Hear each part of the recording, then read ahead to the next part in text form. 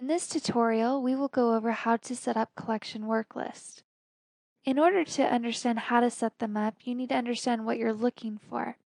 How would you like to work your collection accounts? Are you looking for self-pay patients? Are you looking for insurance patients? Are you looking for patients that are on workers' compensation or that are outstanding with attorneys? We have many options of how we want to set up those work lists. In the next example, this is actually how a collections work list looks. Up here, we can identify that we are working by a work list. We have our Blue Cross Blue Shield that are 90 days and older. Now that we kind of understand the basis of what we're looking for when we're creating a work list, let's go ahead and go through the steps of creating those work lists. We will begin by clicking on the word Master Files, hovering over AR Control Center, and clicking on Collections Work Lists. The name is actually the description that will pull up when we are in our collections icon, and this is our collections right here. When I pull it up and I sort by work list, it will give me a default name. Some offices select to have this very general, and some decide to have it very descriptive. Personally, I like the descriptive way because it makes it easier to search by work list. So let's go ahead and begin by adding a work list, maybe Aetna. And we're going to search for Aetnas that are 25 days or older. So I might do Aetna 25 plus.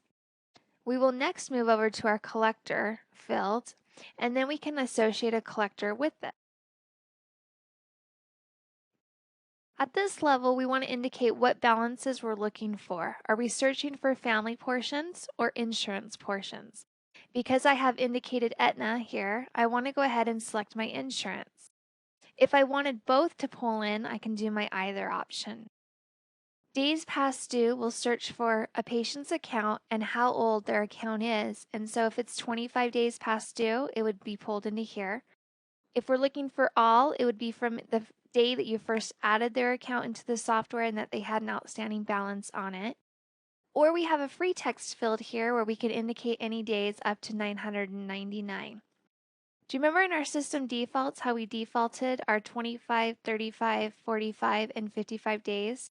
We could go ahead and down arrow on one of these, or we could go ahead and select our radio button and put in a set number of days. If I wanted to search for 47 days, we could do that. However, my name up here says Aetna 25 plus, so I could go ahead and just select this radio button for 25 days and it will now pull in correctly. Our next screen is the responsible party field. And from here, we can sort alphabetically by responsible party. So we can sort from maybe, let's say, something like A through M here. And so it's going to pull in all responsible party patients that are alphabetized with A through M that have Aetna that are 25 plus days old. Let's first go through the criteria filter options, and then we will select the correct one according to our name. Our first option is our account types, and this is actually based off of your statement types. We have our no statement, our self-pay, our typical account. So if we wanted to search for patients that were assigned to the typical account, we could go ahead and select that one, or self-pay or set. We'll go ahead and just click cancel at this point. Our collection actions are actions that we've already worked on a patient. They need to have an action set up in order to be able to pull to this list. So if we wanted to sort by patients that were set up with call patient actions, we could go ahead and indicate that. So this is our action codes that we created in our master file. Our next option is our carrier categories, which I actually like to use a lot. I tie my carriers to their categories. And then instead of having to search by each carrier, I could just pull in my carrier category and all carriers associated to that category would automatically populate for me. Our next one is carriers. As we stated just above, we have carrier categories or we have carriers. Here's a good example. You have Blue Cross Blue Shield. Blue Cross can be known as Regents Blue Cross, Anthem Blue Cross, BXBS, BCBS, Blue Cross or Blue, Federal Blue Cross, and as you can see, you've got a lot of different ways that you might possibly create a carrier called Blue Cross. Instead of having to search for each one, I will do my percentage sign and click search. So we'll search by codes, and we'll just do a really quick search here. I have an Anthem Blue Cross. I have a Blue or BC for Blue Cross, Blue Choice, Blue Cross Blue Shield. Instead of having to pull each one of these in, I could select my carrier categories that are tied to these, and then it'll automatically do all of the work for me. But you may have one or two insurance carriers out there that are not tied to a category, and you can search by carrier. Our next option is financial classes. And as you can see, we have an Aetna financial class, so all patients that are associated with this financial class would populate. All patients associated to our Blue Cross Blue Shield would populate, and so on. We have groups. You may have multiple groups in your practice. You can sort and say, I only want to search for, the one group, and select that one, and only the patients that are associated with that group, with that carrier, or any other search criteria would populate for you. Again, if you're going to do it by groups, you may want to include that in your name so that when you're searching for it, you'll know that this is a group Aetna. The next one is our provider profiles. If you have multiple providers in your office keys and you want to sort it up, so biller A is associated with this provider and she's doing all of the collections for that provider, you could just strictly do it either by provider, or you can have provider based off of different criteria also. So let's go ahead. We have our Aetna 25 plus. So we know that Aetna is really where we're trying to look for. We might select financial classes and pulling in our Aetna and clicking add item. We can look for carrier categories and see if we have an Aetna in here, which we don't.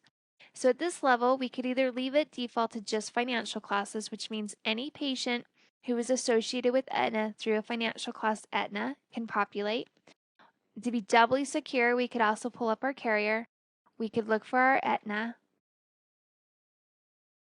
and then we can pull it in here. We'll do add item, and then we'll do our next Aetna. And I just double click and click add item.